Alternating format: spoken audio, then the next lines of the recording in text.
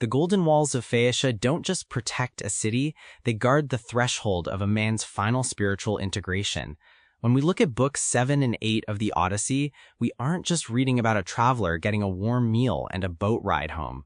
We're witnessing the precise, almost surgical process of how a person transitions from merely surviving a crisis to fully inhabiting a new, higher state of consciousness. This is where the internal work of the previous books, the stripping away of the old self on Calypso's island and the baptism-like arrival on the shores of Scheria, meets the cold, hard reality of the social world. Odysseus has to prove that his new identity isn't just a costume he's wearing, but a reality he can sustain under pressure. This segment of the epic is a roadmap for anyone who has ever felt like they've finally found themselves, only to realize that the hardest part isn't finding the self, but keeping it when the rest of the world starts asking, "Who do you think you are?" Part 1. Entering the Palace of the Mind. Book 7 begins with a moment of high-stakes transition. Odysseus is no longer alone in nature. He's at the gates of a civilization that is described as being near to the gods. The Phaeacians are a liminal people, halfway between the human and the divine, and their city, Scheria, serves as a bridge. As Odysseus approaches, Athena wraps him in a protective mist. Now, on the surface, this is just a clever plot device to keep the locals from bothering him, but psychologically, this is essential. When you're in the middle of a massive internal shift, you need a period of spiritual insulation.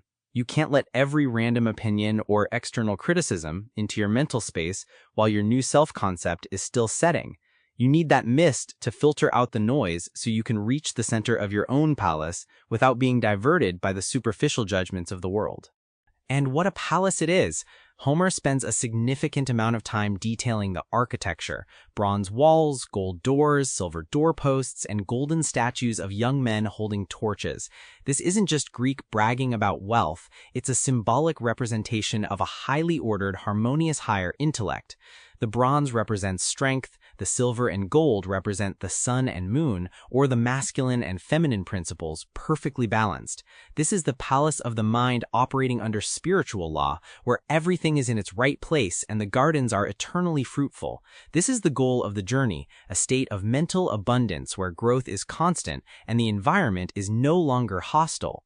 But to stay there, or even to get help from there, Odysseus has to bypass the king Alcinous and go straight to the queen, Arete. The name Arete is vital here. In Greek, it translates to virtue or excellence, but in the context of the Odyssey, she is the emotional heart and the intuitive gatekeeper. Athena tells Odysseus explicitly that if he wins the queen's favor, he is practically guaranteed a safe return. This tells us something profound. Logic and authority, represented by the king, are secondary to virtue and intuition when it comes to fundamental transformation. You can't just think your way home. You have to feel your way there through an alignment with your highest virtues. Odysseus does something shocking when he enters. He walks past the feasting nobles, goes straight to the hearth, and sits in the ashes at Arete's feet. This is the ultimate act of humility. Sitting in the ashes is the ritual death of the ego. Even though Odysseus has been given a clean start in the previous book, he must still demonstrate that the I am, the core identity, does not command through pride. He recognizes that he is a suppliant to higher laws. The king and queen respond by lifting him out of the dirt, feeding him, and placing him in a seat of honor. The lesson is clear. When you surrender your ego to your highest internal virtues, the entire mind harmonizes to support your transition to freedom.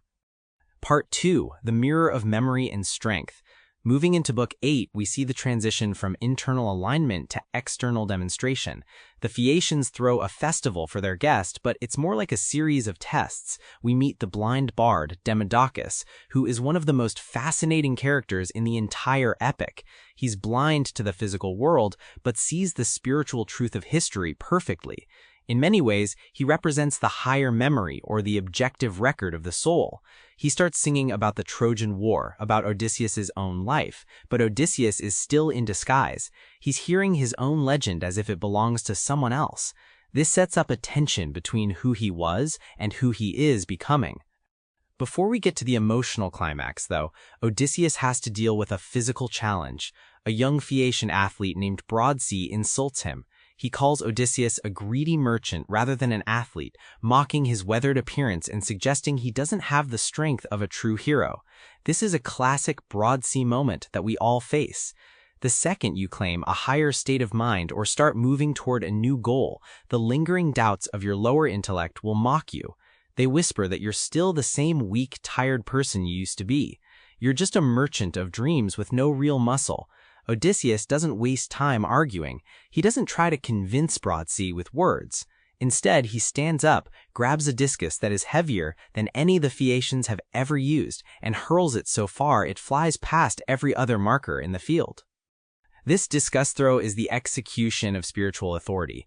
It's a reminder that you silence your inner critics not by debating your worth, but by demonstrating your focus.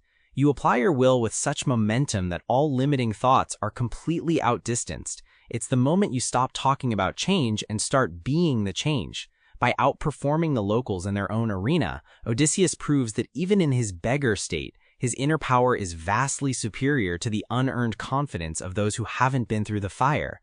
He is establishing his right to lead, his right to be home, and his right to be respected by his own mind. Part 3. The Weeping and the Name. The most moving part of Book 8 happens when the games are over and Demodocus begins his third song, this time about the Trojan horse and the fall of Troy. As the bard recounts the cleverness of the ruse and the sheer brutality of the battle, Odysseus loses his composure. He pulls his purple cloak over his face and weeps.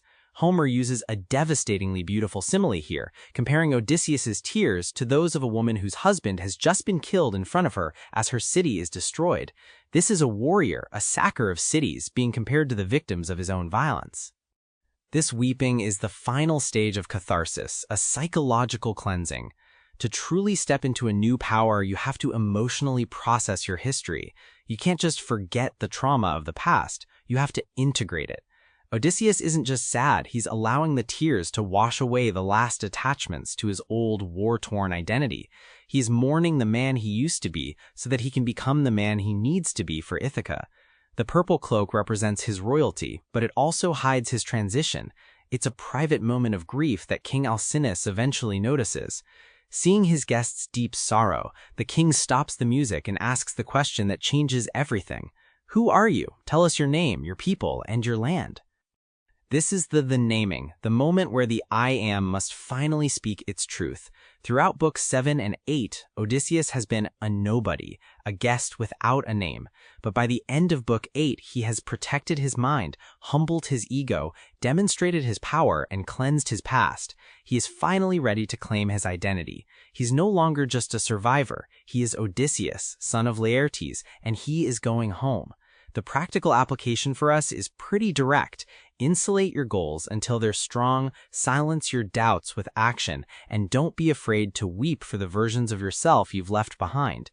Only when you can look your whole story in the eye are you ready to declare your true identity and find your way back to your own absolute dominion.